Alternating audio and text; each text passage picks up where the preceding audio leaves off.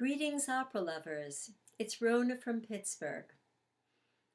I think all of us are so lucky to live in this age of the internet where here I am in Pittsburgh and I can see the opening night of La Scala, an event that took place in December of 2012.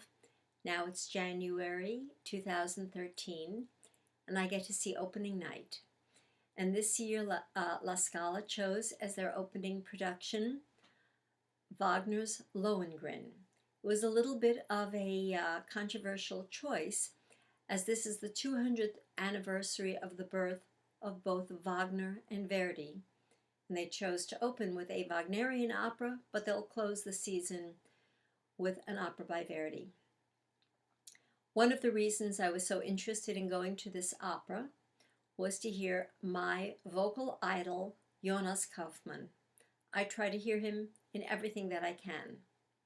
There were also other things to recommend about going to see this opera. Lohengrin is one of my very favorite operas. Wagner is one of my favorite opera composers. Daniel Barenboim, the conductor, is one of my favorite musicians of any kind. I love his piano playing and his conducting. And of course, La Scala is one of the iconic opera houses of the world.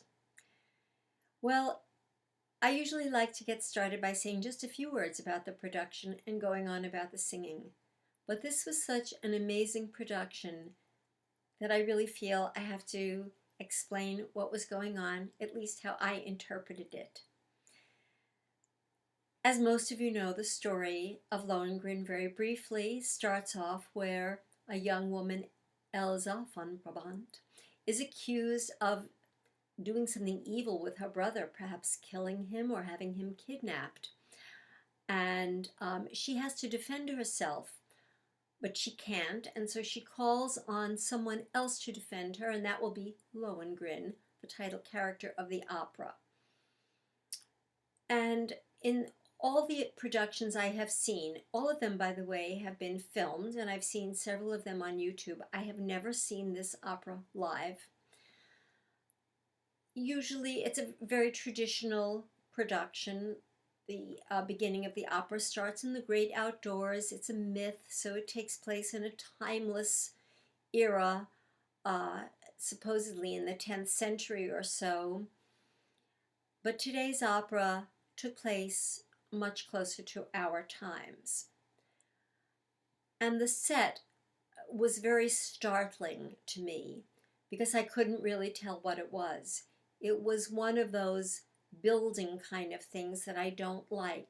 The Met did it for Don Giovanni, and I've seen it in other places.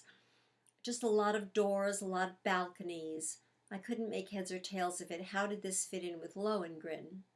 But then as the character of Elsa appears, I sort of thought, maybe this is a mental institution, or maybe it's a prison, or maybe it's a place for the criminally insane.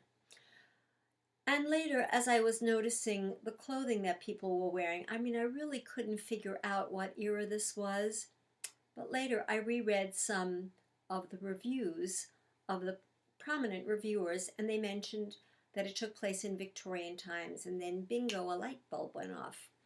Because in the Victorian times, mental illness was very hidden, and people who had criminal activity associated with it were really treated very badly. And from the moment Elsa comes on stage, you can tell something's wrong. She's not a normal person.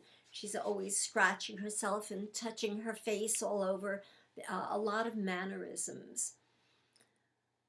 And then, of course, she has to call upon Lohengrin to defend her against these horrible accusations of what has she done with her brother? Is he alive? Is he dead? Did she do it? Didn't she do it? And we all know that Lohengrin comes in on a swan boat. That's what it says in the libretto, and that's what it said today at the opera.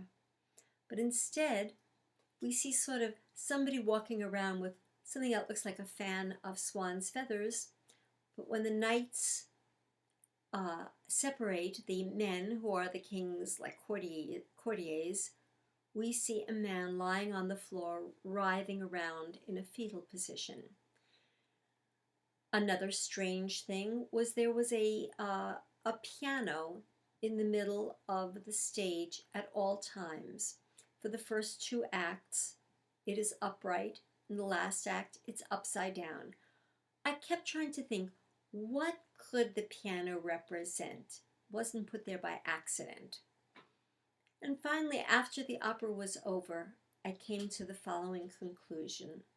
This production by Klaus Guth was about the subconscious and the conscious. That Elsa was living in a subconscious state. She really wasn't aware of what was going on. And Lohengrin, the character of Lohengrin, represents the avenue by which she will come to realize what her life is. At least that's my interpretation. I kind of like it.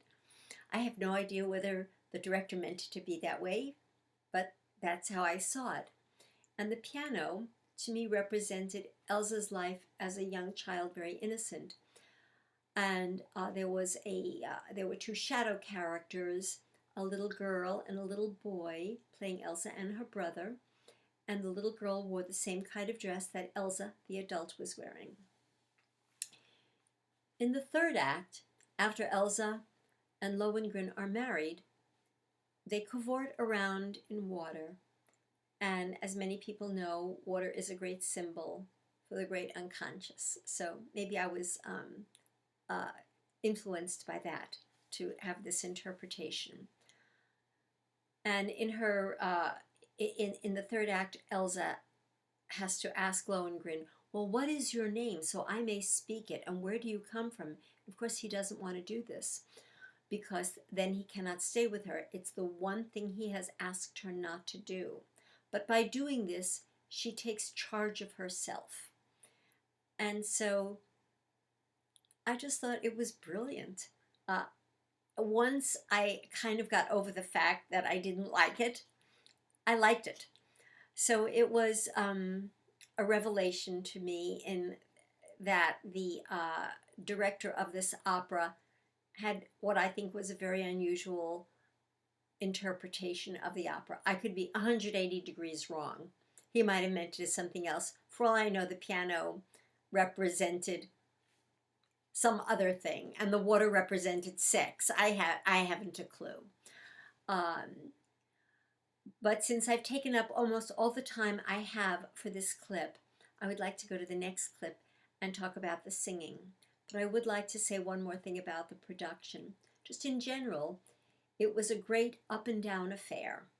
There were so many highlights and so many lowlights that it was really a very interesting afternoon of watching one of my favorite operas. So I hope you'll pick up the second part, which I'll put on right after this. See you in a minute.